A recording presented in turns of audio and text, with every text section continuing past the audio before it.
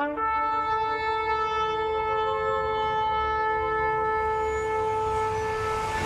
shall rise against nation, and kingdom against kingdom. There shall be famines and pestilences and earthquakes, and this gospel of the kingdom shall be preached in all the world, and then shall the end come.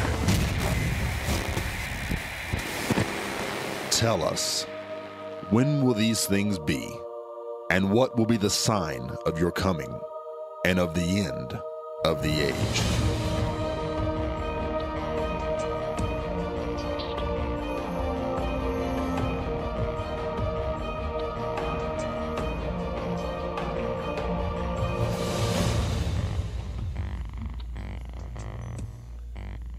Well, good afternoon, everybody. I'm Dave Robbins with End Time Ministries, and I thank you for joining me for Monday's edition of End of the Age.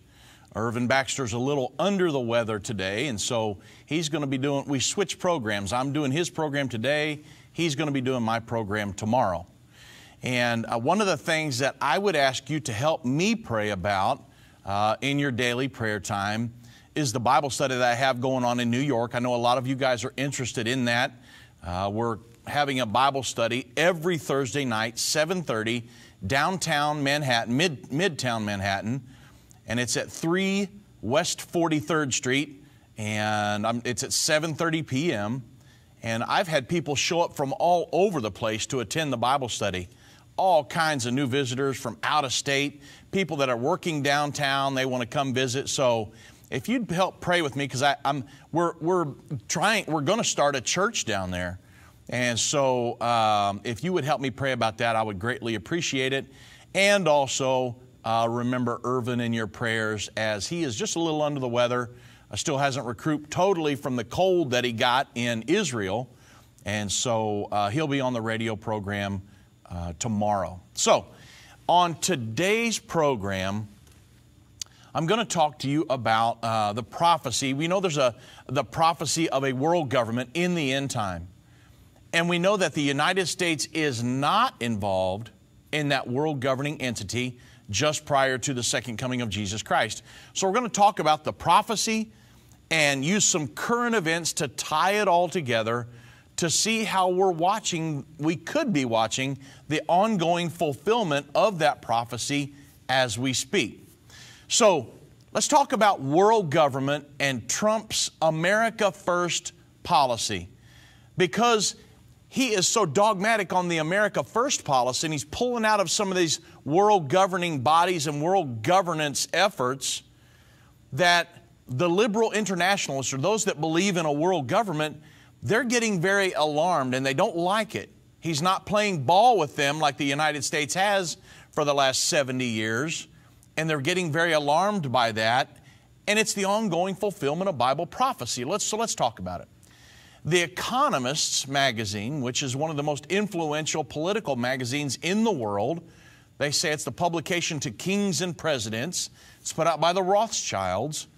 The Economist reports that the liberal order of the past 70 years, or the New World Order, is under threat. They feel threatened by what Donald Trump is doing. And the article states that the rules-based international order, or the world government, that emerged from the wreckage of the Second World War, was a huge improvement on any preceding era. But it says that yet liberal internationalism is now under attack from many sides. Donald Trump's America First doctrine explicitly repudiates it. Even two of the so-called adults in the room, who supposedly temper Mr. Trump's nativist excesses, seem happy to join him in this thought process. So in a Wall Street Journal article in May, H.R. McMaster and Gary Cohn, respectively the President's National Security Advisor and the Economic Advisor, wrote this. They said that the world is not a global community, which is what the globalists, these world government thinkers, are trying to create. They said it's not that, but it's an arena where nations, non-governmental actors, and businesses engage and compete for advantage. We bring to this forum unmatched, the United States brings to this forum unmatched military, political, economic, cultural, and moral strength. Rather than deny this elemental nature of international affairs, we embrace it. So they're talking about the Donald Trump America First policy. So The Internationalist was a book written by Una Hathaway and Scott Shapiro, both law professors at Yale. And it's an impassioned history of how the liberal international order, or the world government, came into being and why. In their opinion, it must be defended as never before. Now, this article came out in The Economist, which, like I said, is the leading political publication really in the world. And so you can kind of see that they feel threatened. They're saying it right here. This liberal international order feels threatened by Donald Trump's America First policy. So let's talk about world government, prophesied in the Bible, and Donald Trump's America First policy. So let me take you back and give you some of the prophecy. I'll fill you in on that, and then we'll get into some of the current events that Donald Trump is letting us know that this is the ongoing fulfillment of this prophecy, that the United States, you can kind of see it coming off of the big supporter of world government, and possibly Europe coming, which we know powers are going to swing over to Europe before it's over with. And Europe is taking on, let's say, the fight against global warming and the Paris Climate Agreement. They say, hey, if the United States isn't going to hold up their end of the bargain, we'll take up the standard and continue on with it. So we're watching the ongoing fulfillment of this prophecy. So what's the prophecy say? So Bible prophecy provides us really with a clear view of future events in the end time. And one of the most recognizable prophecies is the establishment of a world government, which is going to be ruled by the Antichrist just prior to the Battle of Armageddon and the second coming of Jesus Christ. Now, in many ways, this system, it's already fully functioning. You ever hear of the International Monetary Fund, the IMF, the World Bank, the World Health Organization, the World Trade Organization? There's many of them. International Criminal Court, the United Nations, which is the belly of the beast, actually. These entities were specifically designed to govern the entire world. They don't govern nations. They govern the entire world, the global community. Now, globalists and liberal internationalists are individuals who believe this global governing structure is the answer to all of the major political, religious, environmental, economic, and discriminatory conflicts and catastrophes plaguing the earth. They believe to solve everything pretty much, we need a world government, a global political authority to govern everything, to govern the planet. So this really explains the efforts to manage the globe. There's many of them. The international governance of the oceans, believe it or not. They want to govern what happens in the oceans, on the oceans. China's call for cyberspace sovereignty or a global governance of the internet. The G20 summits discussing global economic governance. These are all efforts to govern the globe. Global governance of the climate through the Paris Climate Agreement. Like they think they can control the weather. Think about that. But they think they're smart enough to do that. Global governance of migration. Global governance of trade through international free trade agreements such as the Trans-Pacific Partnership, Transatlantic Trade and Investment Partnership. Many other things. The ongoing efforts to implement the Sustainable Development Goals, to globally govern health, education, every aspect of your life, gender equality, clean water, all aspects of human production and consumption. These are to name just a few, folks. Govern every aspect of every citizen on the planet. It's a global government. And the Bible prophesied that this would be an established entity just prior to the second coming of Jesus Christ. So the process of eliminating the nation state, this is what's going on. And the creation of a global community that answers to this one global governing body is called globalization. We can't have nation states anymore that have their own flag and their own constitution. We need one global community that answers to a world government. So this process of globalization requires the removal of all borders to allow the free movement of money, free movement of people and goods throughout the world in an effort to redistribute the wealth. It's what it's all about. It's socialistic principles when you boil it all down to it. The redistribution of wealth and the leveling of the playing field of every nation. The socialism is all about doing away with the haves and the have-nots, equaling out the playing field, but yet certain people governing everything and being in control of everything. So they're all about equaling out the playing field except for these liberal internationalists or globalists. So globalization is the goal of all globalists and liberal internationalists. Bill Clinton, Hillary Clinton, I mean, you name it, just President Obama, the Bushes. They all believe in a world governing body. Every nation answering to a single global governing authority. So until the election of Donald Trump, the globalization of the world was really progressing pretty smoothly. Obama signed us onto the Sustainable Development Goals. I mean, one thing right after another. So let's consider that. The United Nations Sustainable Development Goals, adopted by every single nation, including the United States of America. It's a huge way that we prove that the process of globalization was rolling along, including America. And they were signed on to by every nation in September 2015. This obligated every single nation to implement the United Nations, really a socialistic global governing program. It's called, they actually named it Transforming Our World, the 2030 Agenda for Sustainable Development. And it was to govern all aspects of every citizen on the planet. You say, well, we're Americans, we're exempted. No, no. President Obama signed us on to implement this here in the United States of America, so we're not exempted. So, as an American, you've got to be asking yourself, why in the world did former President Obama agree to this when our forefathers signed a Declaration of Independence? Not interdependence on a global governing authority or King George or anybody. We signed a Declaration of Independence. We wanted to rule ourselves. But because President Obama is a globalist, he believes in a world government to his eyeballs, along with not just him, but his predecessors going back many decades.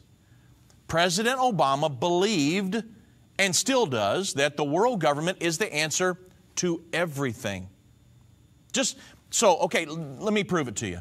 Listen to the statement from his last speech to the United Nations. He said, and we can only realize the promise of this institution's, the United Nations, founding to replace the ravages of war with cooperation if powerful nations like the United States of America accept constraints.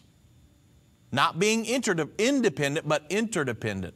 And he said, sometimes I'm criticized in my own country for professing a belief in international norms and multilateral institutions. In other words, believing in a world government.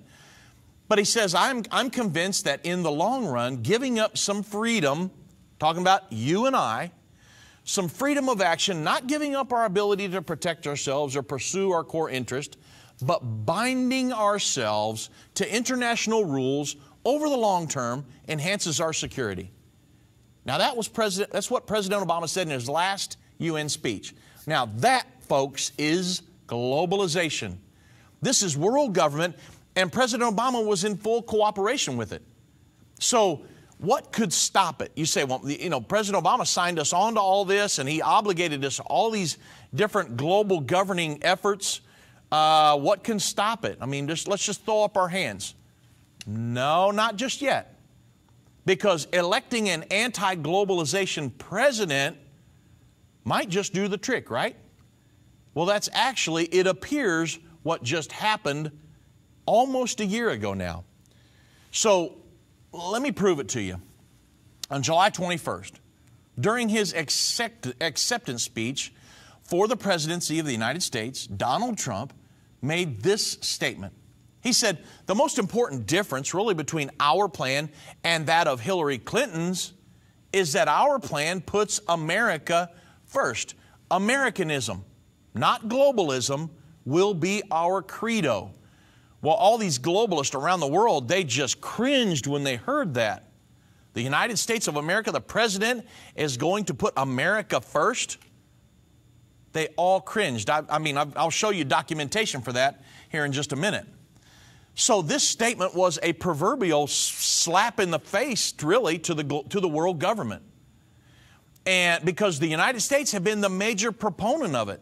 We've been the biggest supporter of world government since its inception in 1970. And now here Donald Trump stands, the newly elected president in 2016, and says, I'm putting America first before any of you world governing institutions. Pow, right in the kisser. Now, is this the beginning of the separation of the United States from the New World Order? It's prophesied in Scripture. Now, many would contend that globalization without the U.S. is absurd. If you don't have the United States, can't have a world government, right? So every world leader knows that the United States will have to be involved in their global governing system for it to be successful. At least that's the idea. And it's been generally believed that the United States would always be part of the world government. The only thing is they don't understand Bible prophecy. The Bible prophesies that the United States will not have a part in the world government. It's found in Daniel chapter 7.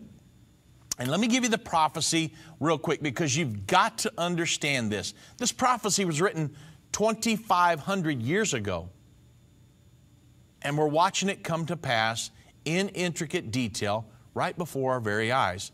In Daniel chapter 7, Daniel's given a vision of 4 beasts depicting nations that would be on the earth at the time of the second coming of Jesus Christ and the Battle of Armageddon.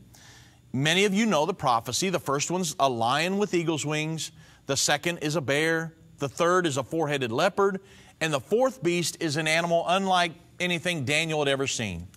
However, its main characteristic is that it had 10 horns, this animal that he couldn't describe. So we refer to it as the 10-horned beast. The lion, just to tell you, just for sake of time today, the lion symbolizes, these would be nations that would be on the earth at the time of the second coming. The lion's Great Britain. The eagle's wings growing out of the lion, they were plucked and made to stand upon the feet as a man, and a man's heart was given to it. So the eagle is the United States. Russia symbolizes the bear. And the 4-headed leopard is Germany. Now, the 10-horned beast symbolizes the reborn Holy Roman Empire or the current European Union. So the 10 horns they represent 10 nations that will come out of the European Union and form an alliance with the Antichrist in the end time, or the last days, just prior to the second coming of Christ. Now, a key point to remember is that in Daniel 7, these 4 beasts were separate beasts. They weren't bound together in any way. They were separate. But let's jump forward 650 years to the time when John wrote the book of Revelation on the Isle of Patmos. John and Daniel never met each other. They were not contemporaries. They lived 650 years apart. But these same beasts are mentioned in Revelation chapter 13. However, something's different. All the beasts that were separate in Daniel 7, they're combined into one big beast with the body of a leopard, the feet of a bear, the mouth of the lion, and the 10 horns of the 10-horned beast. So this combined beast represents the world government that will be established and in control just before the Battle of Armageddon and the second coming. All of the beasts in Daniel 7 are included in the world government, let's say the combo beast, except for one. And this is very key to today's topic. The eagle's wings are missing. Now, who is the eagle back in Daniel 7? It's the United States. So this tells us that in one way or another, America's not going to be involved in the world government system during the end time. So you say, okay, Dave, what happens to the United States? Well, obviously time is not going to allow me to cover the entirety of Revelation chapter 12, because that gives us the idea of what happens to the United States in the end time. The prophecy of Revelation chapter 12. No, it's not a constellation of stars and this other, all that other stuff.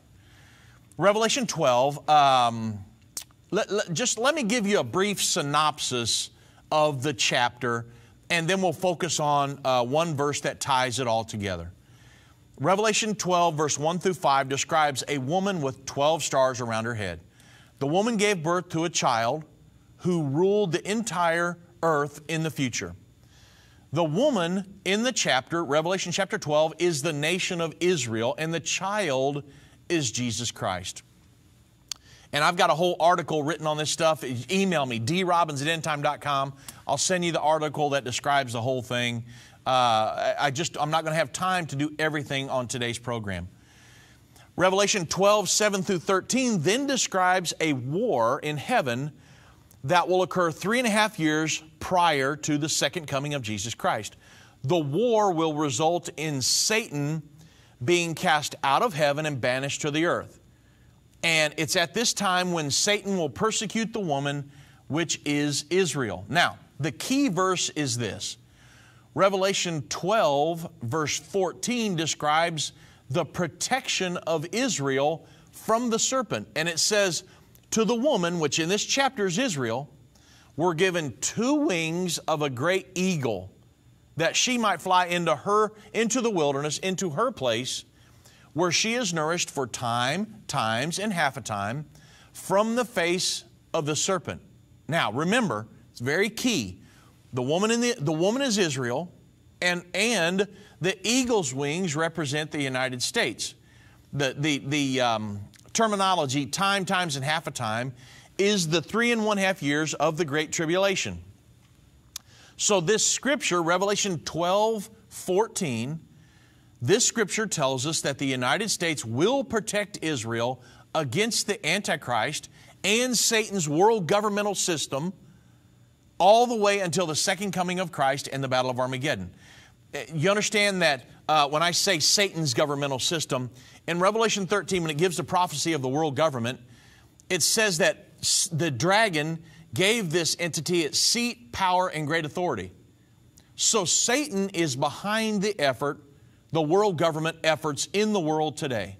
So when I make the statement that it's Satan's world governing body or whatever, that's what I'm talking about. Satan's behind this effort because he's trying to establish his kingdom here on earth, which is the world government, because he knows that Jesus Christ is coming very soon to establish his kingdom. So he's trying to do his before he gets here because he's an unbeliever. And he's fixing to be bound for 1,000 years once the Lord comes. But that's what's going to happen. So it's Satan that's behind this world governing system. And so the question is, if Donald Trump keeps his campaign promises, you understand, the United States is going to protect Israel, come out of the world governing system. If Donald Trump keeps his campaign promises, the above events described in Scripture are exactly what will happen during his presidency, or very similar to. So consider his statement during his APEC speech. And I'm giving you some background here because I'm going to bring you current very soon. It's probably going to be in the next segment now. So those of y'all that are listening and the radio station just covers the first 30 minutes, go to endtime.com. You can watch the whole entire 1-hour program, and I'm going to go current when we hit the bottom of the hour here. So Donald Trump's APEC speech, he made this statement. He said, which brings me to my next point, the utter weakness and incompetence of the United Nations.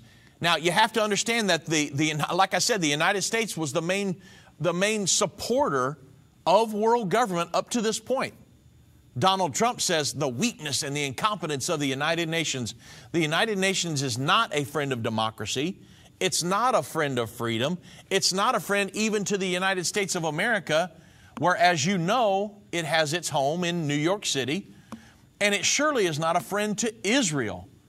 So when I become president, the days of treating Israel like a second-class citizen will end on day one. And you understand the fight that he and Nikki Haley and the rest of them have had against the anti-Semitism that exudes from the pores of the United Nations.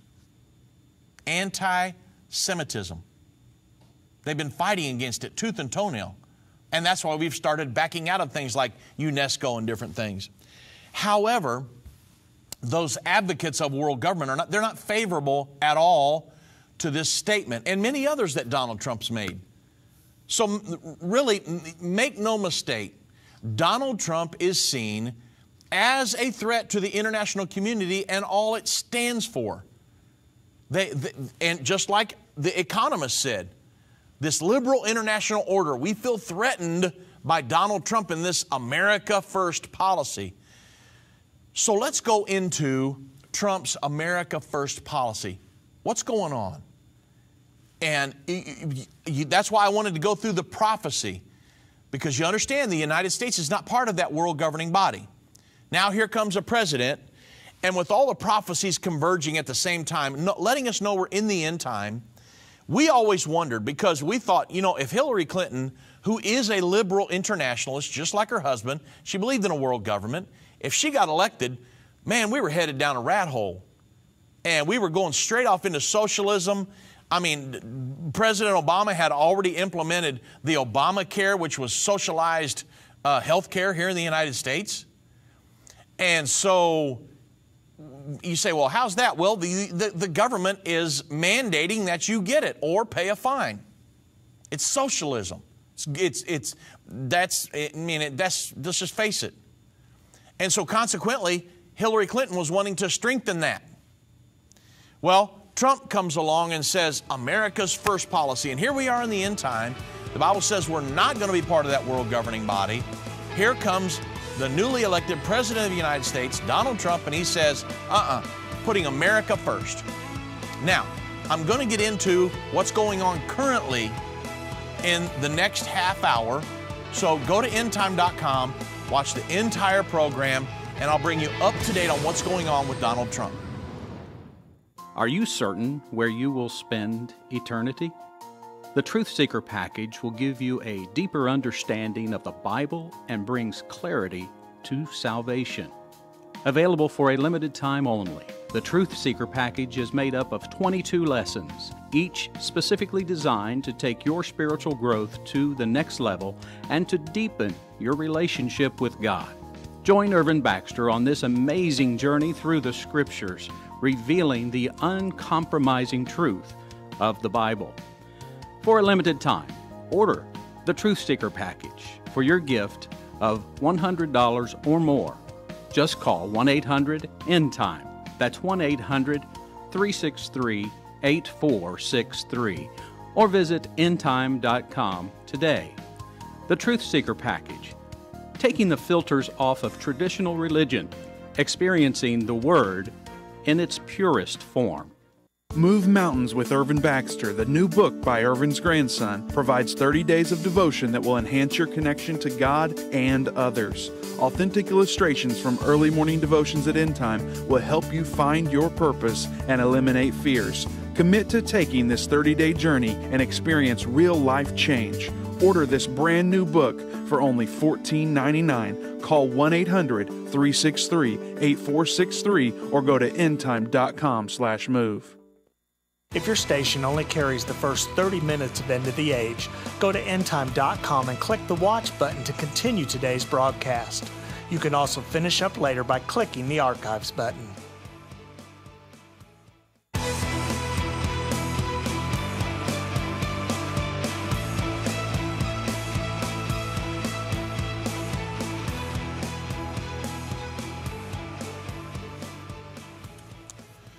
So, having followed the prophecies for years and watching the previous administrations just lead us straight into the arms of the world government, I mean, slowly but surely yielding up more and more of the United States sovereignty, we were sitting back, Irvin Baxter, myself, our team here at End Time, thinking, how in the world? I mean, you know, we don't see the United States in the world governing beast, Revelation 13. You know, are we in the Sixth Trumpet War, the World War III, are we brought to our knees to the point that we're a non-factor on the world scene anymore? You know, did we have a leader that stepped to the plate and said, hey, I'm going to pull us out of this world governing body? We didn't know. And then we read Revelation 12:14 that says the United States is going to protect Israel during that final 3.5 years. So we have to have some military power to be able to do that. Well, then, just this past year, we saw Donald Trump elected. And he's got his America First policy. So let's talk about his efforts to withdraw us out of this world government. Now, number one, probably the most visible to many people on the earth would be his withdrawal from the Paris Climate Agreement. According to the New York Times in June, now I'm going to take you throughout the year because this has happened in the first 10 months or so of his presidency, 10, 11 months. According to the New York Times, in June, Mr. Trump announced that the United States would withdraw from the Paris Climate Accord. This was one of President Obama's chief achievements in locking us into, along with the Sustainable Development Goals, into this world governing body. Donald Trump comes along and says, nah, we're out of that. And it's really weakening the efforts to combat global warming and embracing isolationists' voices in his White House who argued that the agreement was a pernicious threat to the economy and American sovereignty, which it absolutely was. In a speech from the Rose Garden, many of you watched it, Donald Trump said that the landmark 2015 pact imposed wildly unfair environmental standards on American businesses and workers. And as he said this, globalists around the world were grabbing their ears and screaming because he's basically saying the United States is not playing ball with that anymore, with the world government. And he vowed to stand with the people of the United States, again, what he called a draconian international deal. There's another slap in the face to the world government.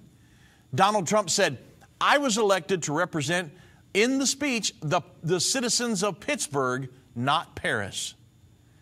And he said that drawing support from members of his Republican Party, but widespread condemnation from political leaders, business executives, and environmentalists around the globe, many of them from here in the United States. You say, why? Because there are many people that are leaders in the United States because they have supported the Obama administration, the Bush's administration, the Clinton administration. They've been brought into our government because they're socialists. They believe in socialistic principles, doing away with our borders, and implementing Obamacare or the nationalized health care and different things. Socialistic principles, they're all throughout our government. And so you wonder why people are fighting against Donald Trump so much. He's coming in trying to repeal and replace Obamacare, and he's got people even in his own party that are fighting against him. You think socialism isn't real in 2017? Absolutely it is. They believe in a socialistic medical system. And so that's why Trump is fighting so many battles. Well, then that's why they were screaming about Donald Trump's decision to abandon the agreement for environmental action signed by 195 nations. And they saw it as a remarkable rebuke to the heads of state, climate activists, corporate executives, and members of the president's own staff who failed to change his mind with an intense last-minute lobbying blitz. People in his own staff. He went against them. And the Paris Agreement, really, it was intended to bind the world community into battling rising temperatures in concert and the departure of the Earth's second lowest polluter. It was really a major blow to them. Donald Trump backing out of that. Donald Trump said that he really wanted to negotiate a better deal for the United States. And the administration said that he placed calls to the leaders of Britain, France, Germany, and Canada to personally explain his decision.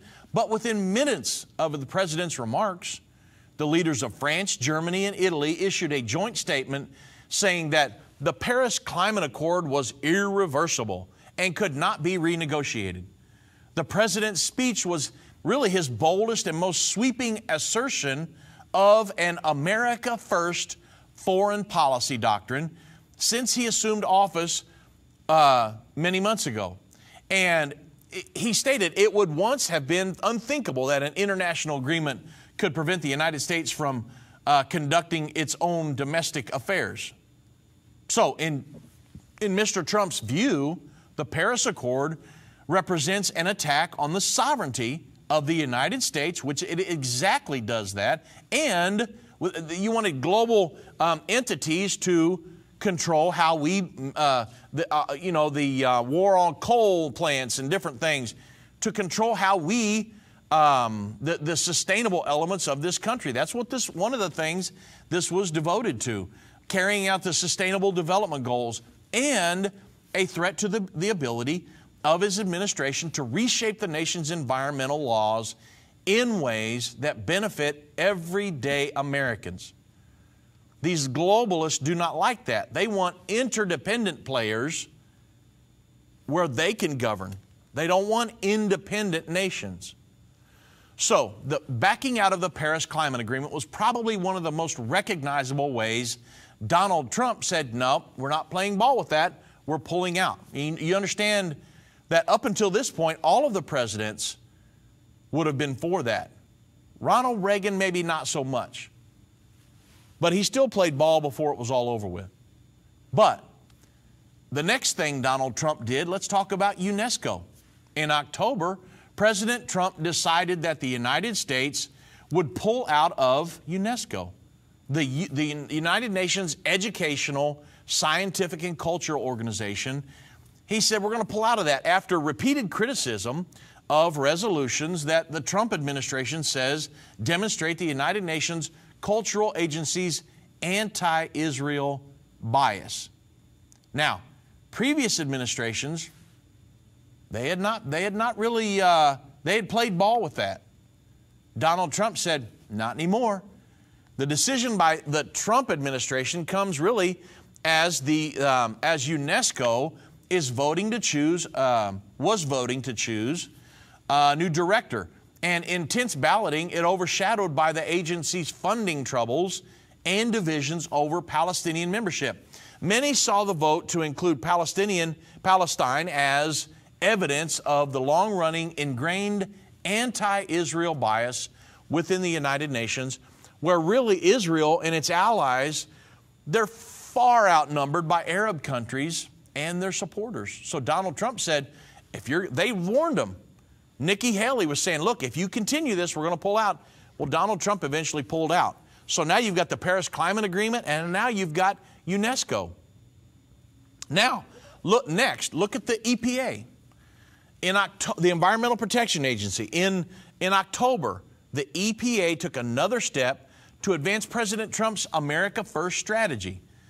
And remember, every time we say America First, these globalists, these liberal internationalists, people who believe in a world government, they scream, they grab their ears, they scratch themselves, they can't take it because they want this world government so bad. But the President of the United States is not playing ball anymore. He's saying, we're not going to do that. It's America first, and they can't stand it. Well, the Bible says, just prior to the second coming of Jesus Christ, that the United States is not going to be part of this world governing body. And I'm giving you instance after instance where the President of the United States is pulling us away slowly but surely out of that world governing body. And if you follow the news at all, you can see the EU kind of saying, well, if you're going to drop the mantle, we'll pick it up and we'll wear it. We'll take up the cause of the Paris Climate Agreement and different things. You can see it happening. And that's exactly what the Bible says will happen. So President Trump, the America First strategy, it proposed the repeal of the Clean Power Plan, the EPA. The EPA Administrator, Scott Pruitt, announced that the Trump administration, it was moving to scrap the Clean Power Plan, the Obama administration's, really their signature regulatory program to curb emissions from coal-fired power plants. Donald Trump, before he was elected, met with a lot of these, the coal workers who were out of business, and Donald Trump said, well, climate change is a hoax. Why are we doing this? It's all about redistribution of wealth. That's what the cap and trade laws were all about. Redistribution of wealth. And Donald Trump says that's all a hoax. So we're going to fire these plants back up. We're going to put coal miners back to work. And so now he's got Scott Pruitt over the EPA, and he's saying we're going to do away with some of these signature things that Obama put into place. What's he doing? He's slowly pulling us out of that world governing body, and it's a direct fulfillment of Bible prophecy. Many of these world leaders have said, well, the United States, they're losing their, their status as the world leader and the main promoter behind world government, and perhaps the EU or China or somebody have to pick up the mantle. The EU is going to pick it up. We know that from Bible prophecy. I don't have time to go into all of it, but we know that's what's going to happen. And we're watching it as a fulfillment of Bible prophecy, the United States pulling out. The next thing, the wall on the border, United States and Mexico. President Trump on Sunday really reiterated his calls to build a wall along that southern border after a U.S. border agent died from injuries that he sustained on patrol in South Texas. The Border Patrol officer killed at the southern border was another, and another was badly hurt. And Donald Trump said, we'll seek out and bring to justice those responsible, and we must build the wall. Well, of course, that flies right in the face of globalization. These world leaders cannot stand Donald Trump's efforts to build a wall. They want to tear down borders. Hillary Clinton wanted open borders. Donald Trump come along and saying, we're going to build a wall. I mean, they were diametrically opposed to each other. And these world governing leaders, they can't stand the fact that Donald Trump wants to build a wall. Why? The process of globalization, doing away with the nation state and having open borders worldwide. Think about that. And creating one global community. You say, well, who's going to govern all that? They believe that this world government should manage all that, that there's not a United States of America, a Mexico, a Canada. They want them all to be one big country, or just one big landmass, really, controlled by the world governing body. That's what they want. It's all about control, control, control. And now they have one of the major military mights on the planet saying, the president of that entity saying, not going to play ball anymore. You guys want us to have open borders? We're building a wall. But that's why you can watch in the news who fights Donald Trump on these things that he's trying to do. Because these are people who are pro-world government. That's why they're fighting him on that. I mean, who wouldn't, as a United States citizen, want to protect our borders? Why wouldn't we want to do that? Because people believe in a one world government, they're fighting him in his efforts to do that. Turn your scriptures from black and white into color. Experience the footsteps of Jesus. Understand Bible prophecy that is coming to pass right now. Join Irvin and Judy Baxter and the End Time team this spring 2018 for a life-changing trip to Israel and Jordan. Mark your calendar for April 26th through May 11th for this amazing journey. Call 1-800-ENDTIME, that's 1-800-363-8463 and press 2, or go to endtime.com/Israel-tour to receive your information today.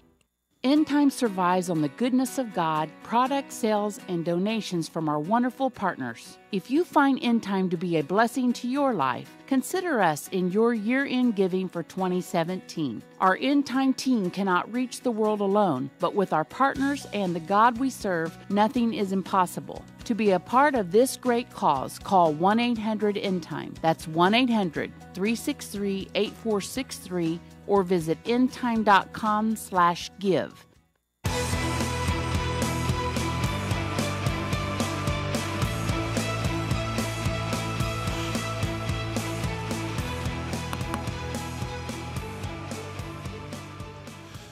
So let me see how many of these I can get through before the end of the program, because I've got proof after proof how Donald Trump is pulling out of this, the world governing body in many ways.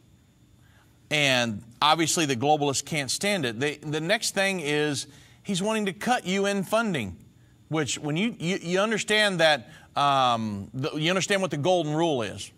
The person who has the gold makes the rules.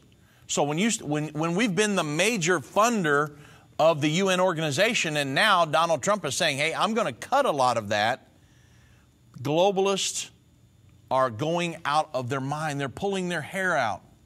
Why? Because the President of the United States is not going to play ball anymore. The New American reported that Trump's 2018 budget seeks big cuts to the United Nations bottom line. The dictator-dominated United Nations is really, they're in a panic. They're feeling threatened. Claiming that it would be impossible for them to continue its allegedly essential work, under which they want everybody to believe it's this great humanitarian organization that goes in tsunamis and helps feed people and this, that, and the other. Folks, that's not what they're designed to do. They were designed to be a socialistic entity from the get-go. Alger Hiss, a convicted communist spy, wrote their charter to be a socialistic one-world governing body. They're not, it's this humanitarian stuff, that's all a front to what they're really trying to do. And they said, well, we're not, if he cuts funding, we won't be able to continue our, I'm going to say, quote unquote, essential work under budget cuts outlined by President Donald Trump's proposed budget for next year. While the proposed cuts to the U.S. taxpayer funding of the UN are not quite 50% rollbacks previously discussed by the administration, the decreased budget could nevertheless play really a significant role in reining in the out-of-control United Nations. Once you get control of those purse strings, then you can really start making a difference in that. So all funding for the United Nations, really global warming schemes, for instance, they would be slashed. And Donald Trump's willing to do this because he believes, and it's true, that all this global warming, human-induced global warming, which leads to climate change, is an absolute hoax. That's easily proven. However, globalists in Congress, you say, whoa, hold on a minute. Did you say globalist in Congress? Yes. There are people in Congress that believe in a world governing body. And the establishment media, you understand why they're always against Donald Trump? Because he's not playing ball with their world governing body they're trying to create.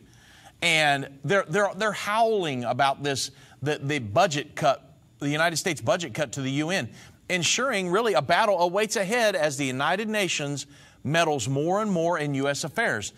The Trump administration's, their fiscal year 2018 budget is dubbed a new foundation for American greatness. There it is again, America first. Donald Trump is hammering that home because he's trying to tell them, listen, I'm sick of America being taken advantage of. Well, we always wondered, again, remember, how is all this going to come about, that the United States is not mentioned in this world governing body? Now the president's saying America first. We're watching it. It appears that we're watching it happen as we speak. Now, this includes relatively modest cuts to about 33% or 19 million to the UN's budget and to a wide range of global programs at the UN, including unconstitutional foreign aid, U.S. diplomacy, and a plethora of UN schemes that this money goes to. A lot of it to the hierarchy. One goal was to force other governments to pay a larger share of the UN burden, not so much the United States. And so you can see what Donald Trump's, I've given you 2 or 3 of the major things that Donald Trump has done to say, look, you're not going to take advantage of the United States anymore, and you're not going to take advantage of Israel. I mean, we're already watching this stuff kind of come into play. The ongoing fulfillment of this prophecy in Revelation chapter 12, verse 14. The next thing would be he absolutely hammers socialism in his UN speech. Donald Trump made remarks at the 72nd session of the United Nations General Assembly. Many of you heard the speech. And he stated this. Now, you understand, he's standing there in the United Nations, which, like I said, was created by Alger Hiss in the very beginning. The original charter was written by a convicted communist spy to be a socialistic one-world governing body. And not one word of that charter has ever changed from then till now. They're still operating under the exact same charter, a socialistic one-world governing body. Donald Trump, in his first speech there, he stated, "We call for the full restoration of democracy and political freedoms in Venezuela." He said the problem in Venezuela is not that socialism has been poorly implemented, but that socialism has been faithfully implemented. They're going bankrupt because socialism has been faithfully implemented there. So he's standing in a socialistic one-world governing body, and he starts hammering socialism. And he says from the Soviet Union to Cuba to Venezuela to many other nations, wherever true socialism or communism has been adopted, it has delivered anguish and devastation and failure. And he's absolutely correct. Those who preach, he goes on, he says, those who preach the tenets of these discredited ideologies only contribute to the continued suffering of the people who live under these cruel systems.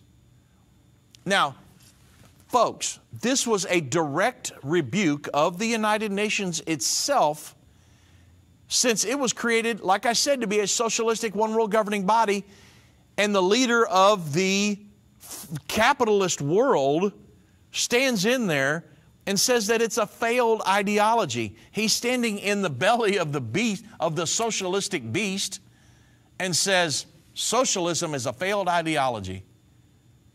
And so you could see kind of the separation here of what's going on between the United States, the leader of the United States, kind of pulling us out away from, so that we're not interdependent on the United Nations or any other nation in the world.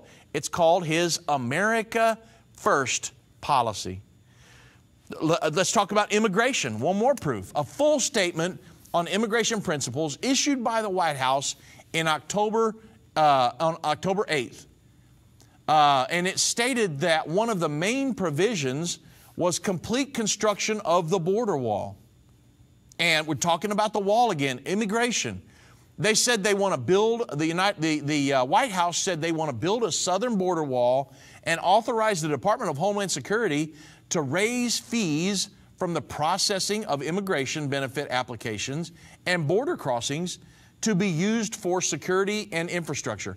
They want a meaningful physical barrier on our southern border, and they stated that it's vital to prevent infiltration by cartels, criminals, traffickers, smugglers, and threats to both public safety and national security. Remember, I mentioned one of our border security agents was killed Sunday.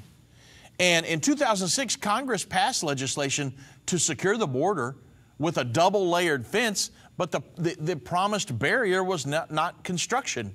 It was never constructed. Why? Because the leader of this nation was a socialist. They were globalists. They believed in a one-world government. And so consequently, it was never constructed. You say, well, why? Globalization.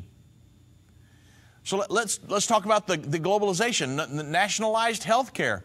Trump has tried to repeal Obamacare. In July of 2014, let's talk about Obamacare right now, the Affordable Care Act, quote unquote. In July of 2014, Bill O'Reilly provided one of the best statements defining Obamacare as socialism that I've ever heard. He said, and I'm quoting, Obamacare, this is Bill O'Reilly, Obamacare is a pure income redistribution play. He said that means President Obama and the Democratic Party want to push as much money into the hands of the poor and less affluent as they can, and the health care subsidies are a great way to do just that. And of course, the funds for those subsidies are taken from businesses and affluent Americans who have the cash. He said, income redistribution is a hallmark of socialism, and we in America are now moving in that direction. He said Obamacare is much more than providing medical assets to the poor. It's about capitalism versus socialism, and he is so right. And now Donald Trump has wanted to come along and repeal and replace that. And you notice, you follow the news and look at who is refuting that. Look at all the people that have fought against Trump and his efforts to do that. And it's all about socialism. That's why this definition was so key. Bill O'Reilly gave one of the best definitions of the Obamacare I've ever heard. It's all about socialism, redistribution of wealth. And look at all the people that in our supposedly United States government that has fought Donald Trump on that. It's all about socialism, folks. Donald Trump's fighting against that. He's fighting against this world government that would try to encroach socialism in the United States of America. Now, another proof, Trump's rebuke of NATO. These remarks were made by Donald Trump at NATO, unveiling of the Article 5 and the Berlin Wall memorials in Brussels, Belgium on May 25th. He made this statement. He said, NATO members must finally contribute their fair share and meet their financial obligations. For 23 of the 28 member nations that are still not paying, they should be paying what they should be paying and what they're supposed to be paying for their defense. The United States is footing the bill, in other words. This is not fair to the people and the taxpayers of the United States. And many of these nations, they owe massive amounts of money from past years and are not paying in those past years. Over the last 8 years, the United States spent more on defense than any other NATO country, all the other NATO countries combined. If all NATO countries had spent just 2% of their GDP on defense last year, we would have had another $119 billion for our collective defense and for the financing of additional NATO reserves. We should recognize that with these chronic underpayments and growing threats, even 2% of the GDP is inefficient to close the gaps in modernizing readiness and the size of forces. You say, well, if Donald Trump's fighting against that now, how was all that allowed to happen up to this point? Because we had a globalist, many globalist presidents, not just Obama, but up until this point, we have many globalist presidents in office. And Donald Trump comes along starting to fight that, and these internationalists, these globalists are screaming about it. So my program today is devoted to Donald Trump's America First policy, and it appears to be the ongoing fulfillment of Bible prophecy, where we have a world government mentioned in Revelation chapter 13, and the eagle's wings mentioned, which is symbolizing the United States, mentioned in Daniel chapter 7, is not mentioned in that world governing beast, but it's mentioned in Revelation chapter 12, verse 14, protecting Israel all the way to the end.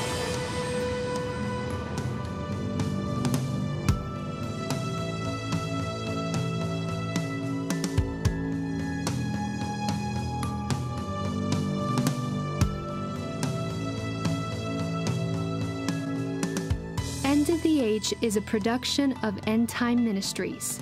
This broadcast will be available on our website, endtime.com, in the archives section. On our website, you'll also find more information about how current events are fulfilling Bible prophecy. To reach our operators, call 1-800-END-TIME. That's 1-800-363-8463. End Time Ministries is partner supported. We would like to say thank you to our partners who made this broadcast possible. To do what Matthew 24:14 said, to reach the world with the gospel of the kingdom.